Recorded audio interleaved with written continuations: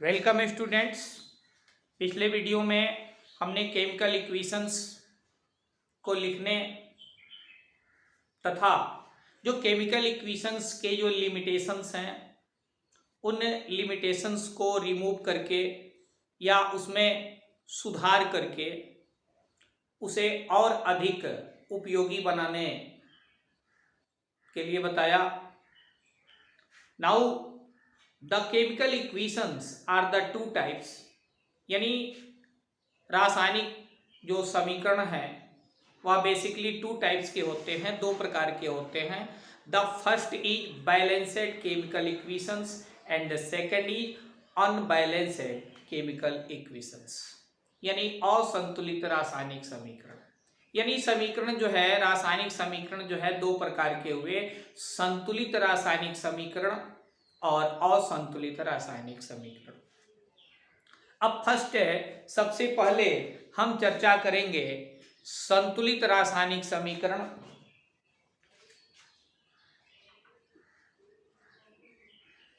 संतुलित रासायनिक समीकरण यानी बैलेंस्ड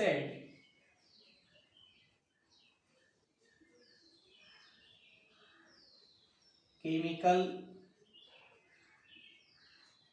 इक्वेशंस।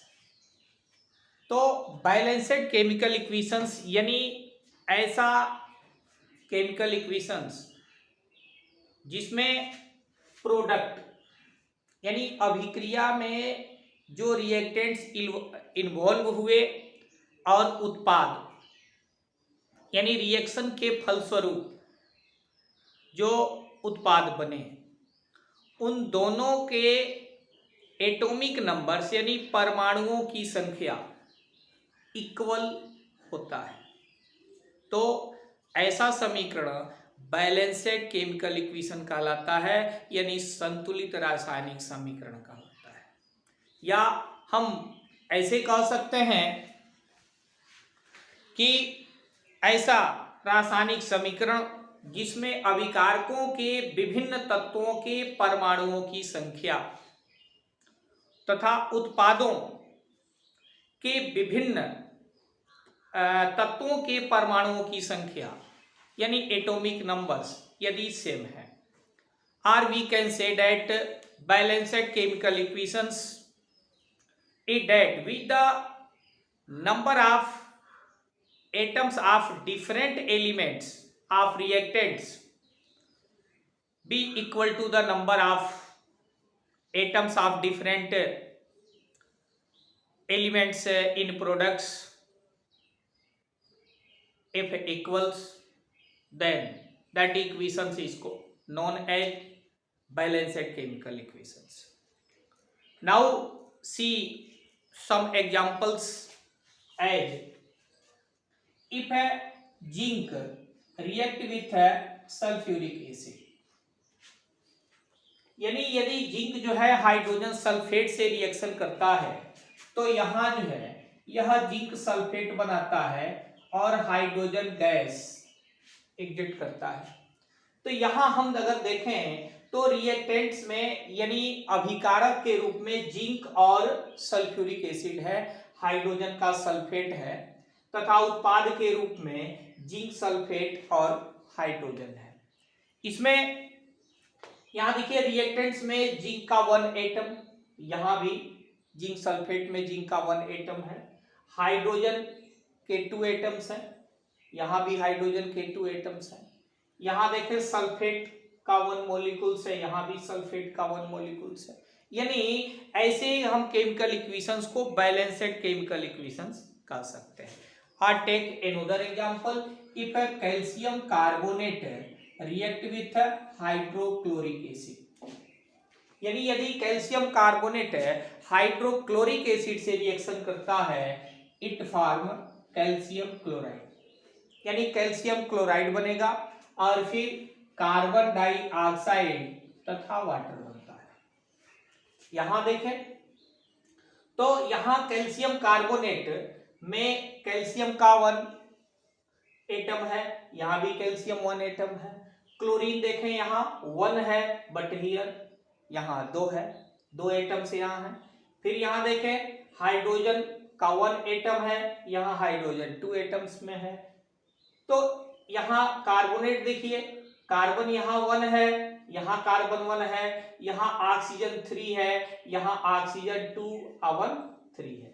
लेकिन तो कुछ तो बैलेंस में है, जैसे कैल्शियम 1 है, 1 एटम है, यहाँ कार्बन 1 है, यहाँ भी कार्बन 1 है, ऑक्सीजन 3 है, 2 1 3 है, हाइड्रोजन 1 है लेकिन यहाँ 2 है, क्लोरीन यहाँ 1 है, यहाँ 2 है।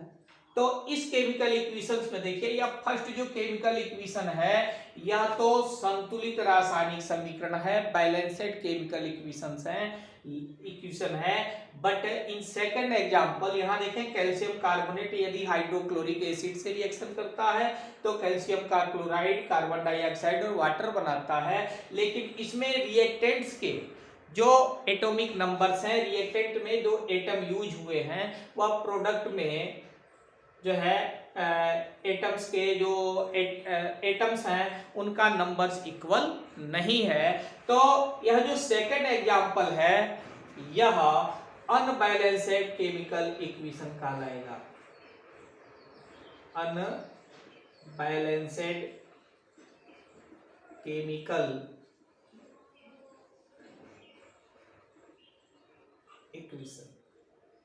ठीक है, यानी यह जो केमिकल इक्वेशन है वह बैलेंस में नहीं है। यानी हम कह सकते हैं कि जो है असंतुलित रासायनिक समीकरण वह समीकरण है जिसमें अभिकारकों यानी रिएक्टेंट्स की परमाणुओं की संख्याएं उत्पाद के जो है परमाणु हैं या तत्व हैं उनके परमाणुओं की संख्या के इक्वल नहीं होता है। और we can say that unbalanced chemical equation is that which the number of atom और atoms of different elements in reactant is not equal to the number of atom or atoms of different elements in products.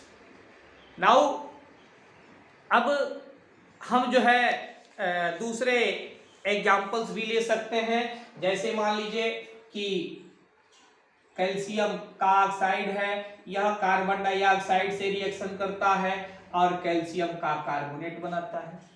तो यहाँ देखें calcium का 1 atom है, यहाँ भी calcium का 1 atom है, कार्बन 1 है 1, ऑक्सीजन 2 1 3, यहाँ भी 2 1 3, यानी इक्वल हुआ, यानी यह बैलेंस्ड इक्वेशन हुआ। इसी तरह से इफ है sodium react with chlorine it form sodium chloride. फिर यहाँ देखिए अनबैलेंस हो गया, यह अनबैलेंस्ड केमिकल इक्वेशन हुआ। या जैसे carbon react with oxygen and form carbon dioxide.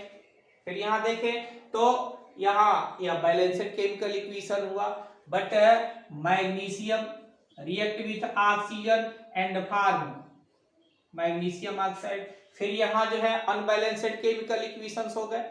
इस तरह से बैलेंस्ड और अनबैलेंस्ड केमिकल इक्वेशंस होते हैं।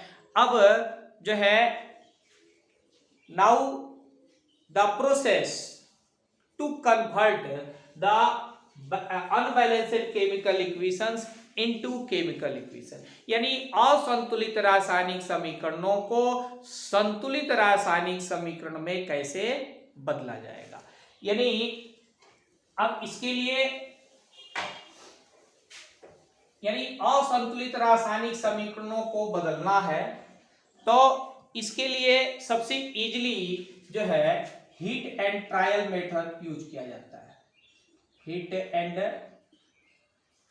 ट्रायल मेथड, जिसको जो है प्रयास एवं भूल विधि। तो प्रयास एवं भूल विधि से यानी हीट एंड ट्रायल मेथड से हम जो है अनबैलेंस्ड केमिकल इक्वेशंस को बैलेंस कैसे करेंगे। इसके लिए सिर्फ एक चीज करना है कि यहाँ जो है अनबैलेंस्ड केमिकल इक्वेशंस को बैलेंस्ड केमिकल इक्वेशंस में कन्वर्ट करने के लिए सिर्फ एक प्रोसेस यूज किया जा सकता है, और वह है जो एलिमेंट्स हैं उन एलिमेंट्स के बिफोर यानी पहले जो है होल नंबर से ओनली मल्टीप्लाई किया जा सकता है। वो भी एलिमेंट्स में, अब एलिमेंट्स हो या जो भी सब्सटेंस है, चाहे वह कंपाउंड्स है, तो उसके बाद में हम किसी नंबर से मल्टीप्लाई नहीं कर सकते हैं, क्योंकि किसी जो है सब्सटेंस का जो फार्मूला है वह फार्मूला में एक सर्टेन नंबर ऑफ एटम्स होते हैं।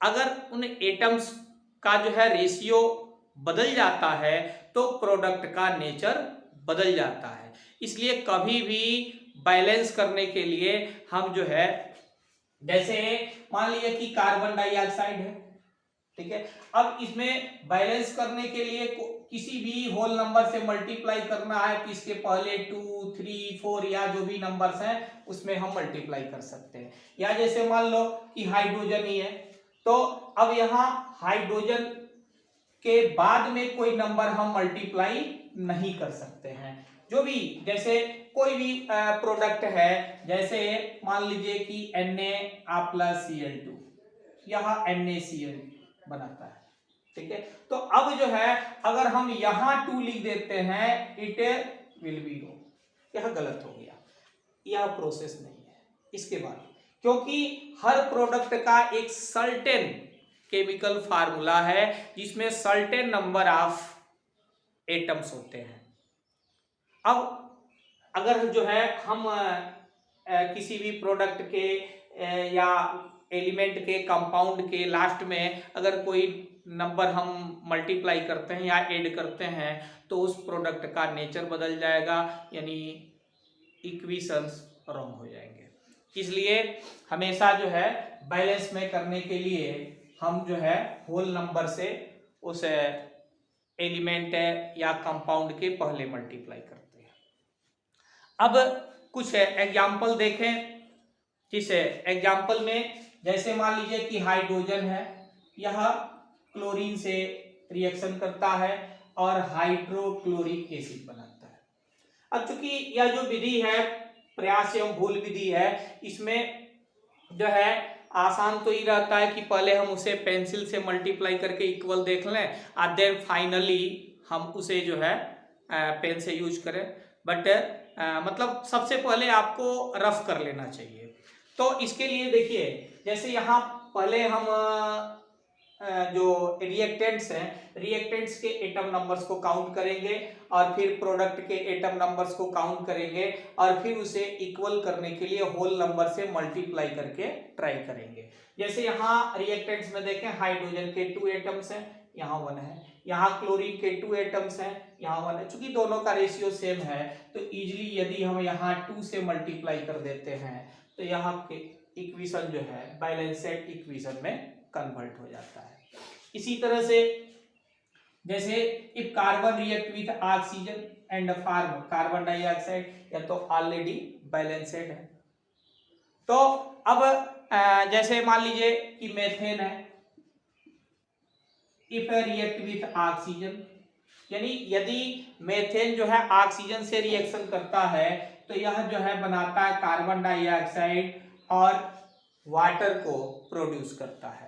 तो यहाँ देखें तो यहाँ कार्बन का 1 एटम, यहाँ भी 1 एटम है, यहाँ देखें हाइड्रोजन के 4 एटम्स हैं, यहाँ 2 एटम्स हैं, ऑक्सीजन यहाँ देखिए 2 एटम्स है, 2 और 1 3 एटम्स हुआ, यानी यह अनबैलेंस्ड केमिकल इक्वेशन है। अब इसको बैलेंस में कन्वर्ट करने के लिए यहाँ देखें तो कार्बन का 1 एटम, यहाँ भी 1 एटम है, ऑक्सीजन 2 है, यहाँ 2 है, बट हियर अब यहाँ देखिए यहाँ हाइड्रोजन के 2 एटम्स हैं तो और यहाँ 4 हैं, तो यहाँ हम 2 से मल्टीप्लाई कर दें तो 2 2 4। अब किसी कंपाउंड या एलिमेंट के पहले जो नंबर लिखे जाते हैं तो उस कंपाउंड में जितने भी एलिमेंट्स हैं उन सब से उसका मल्टीप्लाई हो गया। तो जैसे अब इसके H2O के पहले हम 2 से मल्टीप्लाई कर दिए तो इसका मतलब हाइड्रोजन हो गया 2 2 4 और ऑक्सीजन भी हो गया 2 1 2। तो यहाँ देखिए हाइड्रोजन 4 हो गया, यहाँ भी 4 था, इक्वल हो गया, और ऑक्सीजन हो गया 2 and 2, तो यहाँ 2 और 2 यहाँ 4 हो गया। तो यहाँ भी हमें जो है 2 से अगर मल्टीप्लाई कर देते हैं तो 2 ऑक्सीजन, यानी यह हो गया आपका 2 2 4, यहाँ हो गया 2 और 2 4, कार्बन हो गया यहाँ पे 1 and 1, ठीक है। तो इस तरह से आपका जो है यह इक्वेशन जो है बैलेंस्ड केमिकल इक्वेशन में कन्वर्ट हो गया। तो इस तरह से जो है डिफरेंट एग्जांपल्स हैं जिनको जो है हम बैलेंस में कर सकते हैं। जैसे मान लीजिए कि जो है सिल्वर का नाइट्रेट है AgNO3। अब if silver nitrate react with sodium chloride, यदि सिल्वर नाइट्रेट जो है सोडियम क्लोराइड से यानी NaCl से रिएक्शन करता है तो यह सिल्वर क्लोराइड बनाता है AgCl, और साथ में यह सोडियम का नाइट्रेट बनता है। तो यहाँ यह सिल्वर नाइट्रेट और सोडियम क्लोराइड आपस में रिएक्शन करते हैं तो सिल्वर का क्लोराइड बनता है और सोडियम का नाइट्रेट बनता है। तो इसमें यहां देखें, अब इसमें रिएक्टेंट्स के जो एटम्स हैं प्रोडक्ट के एटम्स के इक्वल जो है, प्रोडक्ट का एटम दोनों इक्वल होना चाहिए। यहाँ देखें सोडियम का 1 एटम, यहाँ भी 1 एटम है। यहाँ देखें नाइट्रेट NO3, यहाँ भी नाइट्रेट NO3, दोनों के 1 मोलिक्यूल्स है, इक्वल है। यहाँ देखें सोडियम 1 है और यहाँ भी सोडियम 1 है, क्लोरीन भी 1 है, यहाँ भी क्लोरीन 1 है। तो यह ऑलरेडी जो है वह बैलेंस्ड इक्वेशन है, इसमें कुछ बैलेंस करने की आवश्यकता नहीं है। तो इस प्रकार से इन एग्जांपल्स के हेल्प से आप जो है डिफरेंट अनबैलेंस्ड केमिकल इक्वेशंस को बैलेंस में कर सकते हैं। अब हम जो है दूसरे एग्जांपल्स, कुछ दूसरे एग्जांपल्स भी ले सकते हैं।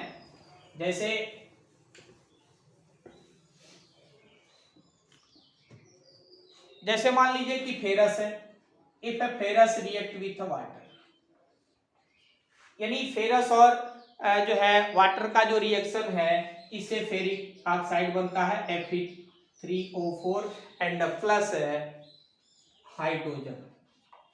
तो इसमें देखें तो फेरस जो है वह वाटर से यानी जल से क्रिया करके वह फेरिक ऑक्साइड बनाता है और हाइड्रोजन को प्रोड्यूस करता है। तो यहाँ देखें फेरस 1 है, यहाँ 3 हो गया, यानी फेरस का 1 एटम रिएक्शन में इन्वॉल्व हुआ, लेकिन प्रोडक्ट में तो 3 एटम्स दिखाई दे रहे हैं।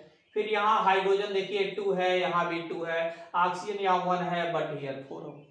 तो यहाँ अनबैलेंस्ड केमिकल इक्वेशन हो गया। अब इसको बैलेंस्ड केमिकल इक्वेशन में कन्वर्ट करना है तो पहले तो यहाँ देखें फेरस के 3 एटम्स हैं, तो यहाँ भी हम 3 से मल्टीप्लाई कर दें, फेरस हो गए इक्वल। फिर हाइड्रोजन देखें, यहाँ हाइड्रोजन 2 है, यहाँ भी 2 है, तो इक्वल है ऑलरेडी। बट यहाँ देखें ऑक्सीजन है 4 और यहाँ 1 है, तो यहाँ हम 4 से मल्टीप्लाई कर दें। तो चूंकि यहाँ 4 हाइड्रोजन ऑक्सीजन तो 4 हो गया, लेकिन हाइड्रोजन हो गया 4 2 8, तो और यहाँ है 2, तो यहाँ भी हम 4 से मल्टीप्लाई कर दें और सारे एटम्स जो है वह इक्वल नंबर में हो गए। तो इस तरह से यहाँ अनबैलेंस्ड जो रासायनिक समीकरण था, यानी असंतुलित जो रासायनिक समीकरण था वह संतुलित रासायनिक समीकरण में बदल गया। इसी तरह से जैसे नाइट्रोजन है, यह हाइड्रोजन से रिएक्शन करता है और यह बनाता है अमोनिया। फिर यहाँ देखें जो रिएक्टेंट्स हैं, तो रिएक्टेंट्स में नाइट्रोजन के 2 एटम्स हैं और फिर हाइड्रोजन के भी 2 एटम्स हैं, लेकिन प्रोडक्ट में देखें नाइट्रोजन का 1 एटम और हाइड्रोजन का 3 एटम है। तो या फिर यहाँ अनबैलेंस्ड केमिकल इक्वेशन हो गया, क्योंकि यहाँ रिएक्शन में नाइट्रोजन के 2 एटम्स इन्वॉल्व हुए, अब प्रोडक्ट में एक ही दिखाई दे रहा है। फिर यहाँ हाइड्रोजन के 2 एटम्स इन्वॉल्व हुए और यहाँ 3 एटम्स, यानी यहाँ नाइट्रोजन का नंबर डिक्रीज कर जा रहा है जबकि हाइड्रोजन का नंबर इंक्रीज कर रहा है, जो पॉसिबल ही नहीं है। क्योंकि हम पढ़ चुके हैं कि किसी भी केमिकल रिएक्शन में जो मासेस हैं वह कांस्टेंट होते हैं, यानी द्रव्य तो अविनाशी है, यानी द्रव्य को न तो उत्पन्न किया जा सकता है और न ही नष्ट किया जा सकता है। तो यहाँ केमिकल इक्वेशन में यह जो रिएक्टेंट्स हैं, रिएक्टेंट्स के एटॉमिक नंबर्स और प्रोडक्ट के नंबर्स, एटॉमिक नंबर्स इक्वल होना चाहिए। तो यहाँ जो है यह नाइट्रोजन 2 है और यहाँ 1 है, तो हम यहाँ पहले 2 से मल्टीप्लाई करके देख लें। तो यहाँ नाइट्रोजन इक्वल हो गया, बट हाइड्रोजन यहाँ देखिए 2 था, यहाँ 2 3 यार 6 हो गया, तो यहाँ हम 3 से मल्टीप्लाई कर दें और इस तरह से यह unbalanced chemical equation balanced chemical equation में बदल गया। इसी तरह से now take if a carbon monoxide gas है, carbon monoxide gas if react with hydrogen gas at 300 atm। अब देखिए यह जो है अगर कार्बन मोनोऑक्साइड जो है वह हाइड्रोजन से 300 एटमॉस्फेरिक प्रेशर यानी 300 वायुमंडलीय दाब पर अगर रिएक्शन कराया जाए तो यह मेथिल एल्कोहल बना लेता है CH3OH। अब तो यहाँ अब इसको जो है पहले हम चेक करें कि आप बैलेंस में है या नहीं है। तो यहाँ देखें कार्बन का 1 मॉलिक्यूल्स, यहाँ है 1 मॉलिक्यूल, यहाँ तो इक्वल है। हाइड्रोजन यहाँ 2 है और यहाँ देखिए हाइड्रोजन के 2 एटम्स हैं और यहाँ भी हाइड्रोजन के 3 और 4 है। तो यदि जो है हम यहाँ 2 से मल्टीप्लाई कर देते हैं तो 2 2 4 और यहाँ हो गया 3 1 4, कार्बन हो गया 1 ऑक्सीजन 1, कार्बन 1 ऑक्सीजन 1। तो इस प्रकार जो है यह देखें तो यह इक्वेशन जो है बैलेंस्ड इक्वेशन में कन्वर्ट हो गया।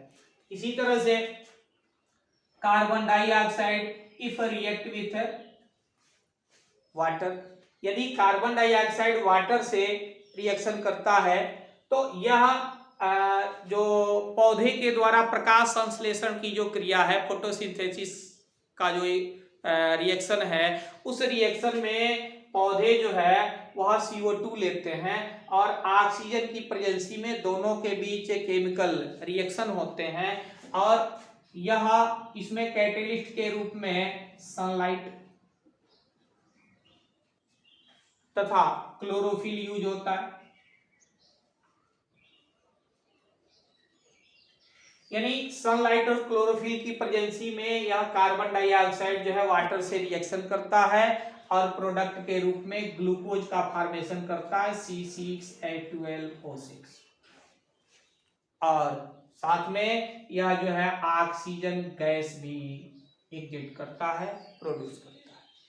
तो फिर यहाँ इस इक्वेशन को भी बैलेंस में करना है। तो यहाँ देखें कार्बन का 1 एटम है, यहाँ कार्बन के 6 एटम है, हाइड्रोजन यहाँ 2 है, यहाँ 12 हो गया, ऑक्सीजन यहाँ 2 और 1 3 है, यहाँ 6 और 2 8 है, यानी अनबैलेंस्ड केमिकल इक्वेशंस है।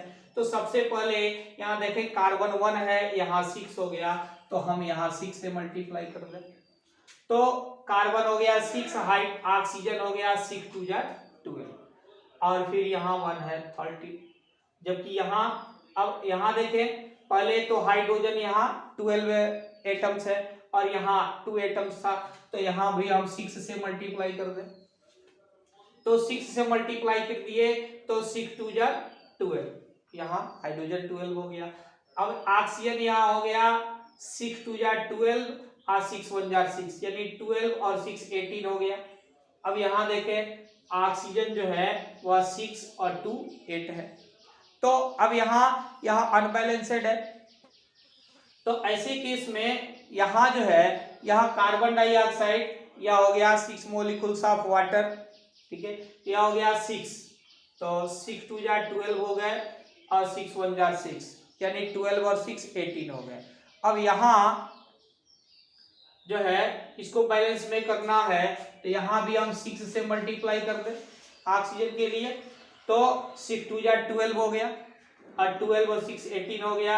यहाँ भी 6 2 जा 12 और 6 1 जा 6 यानी 18 हो गया। यानी यह जो अनबैलेंस्ड केमिकल इक्वेशन है यह बैलेंस्ड केमिकल इक्वेशन में बदल गया। इस तरह से यह जो है हम अनबैलेंस्ड केमिकल इक्वेशन को केमिकल इक्वेशन में बदल लेते हैं। या जो प्रोसेस है वह हीट एंड ट्रायल मेथड कहलाता है। एक दूसरा प्रोसेस भी है पार्टिशियल इक्वेशन मेथड, यानी एक जो लॉन्ग केमिकल इक्वेशन है, जो उस लॉन्ग केमिकल इक्वेशन को हम छोटे छोटे पार्ट में बदल के और उसको जो है एट लास्ट ऐड कर देते हैं, जिसको जो है आंशिक समीकरण विधि यानी पार्टिशियल केमिकल मेथड इक्वेशन मेथड कहा जाता है। और इसके अलावा एक थर्ड मेथड भी यूज किया जाता है, वह है आपका एल्जेब्रिक मेथड। एल्जेब्रिक मेथड में जो प्रोडक्ट रिएक्टेंट्स और प्रोडक्ट हैं उनके परमाणुओं की जो संख्या है, एटॉमिक नंबर्स जो है इन को जो है इक्वल करने के लिए जो है एल्जेब्रिक मेथड का प्रयोग किया जाता है, जिसे जो है नेक्स्ट वीडियो में सबमिट किया जाएगा। और फिर इस प्रकार से जो है आप जो है वीडियो को देखते रहें, चैनल को सब्सक्राइब कर लें। नेक्स्ट वीडियो में हम फिर आपके लिए कुछ नए चीज़ लेकर आएंगे। Okay, thanks.